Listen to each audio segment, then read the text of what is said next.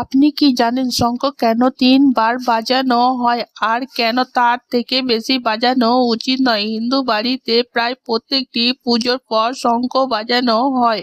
বিশ্বাস করা হয় নিয়মিত পুজোর শেষে 3 বার শঙ্খ বাজালে অশুভ শক্তি দূরে সরে যায় এবং শুভ শক্তির প্রভাব বাড়তে শুরু করে।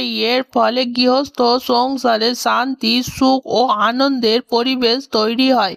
শাস্ত্র মতে এর পেছনে প্রকৃতি অর্থ রয়েছে। 3 বার শঙ্খ বাজানো মানে ব্রহ্মা, বিষ্ণু ও মহেশ্বর এই 3 প্রধান দেবতার সাথে অন্য দেবতা ও দেবীদের আহ্বান করা। কিন্তু 3 বারের বেশি শঙ্খ বাজানো হলে দেবতাদের পাশাপাশি দানব ও অসুরেরা নিমন্ত্রিত হয়। এর ফলে দেবতার আশীর্বাদের বদলে অভিশাপ নেমে আসতে পারে। এই কারণে শাস্ত্রে পরামর্শ দেওয়া হয়েছে পুজোর সময় কেবল 3 বারই বাজাতে হয়, তার থেকে বেশি শঙ্খ বাজাতে নেই।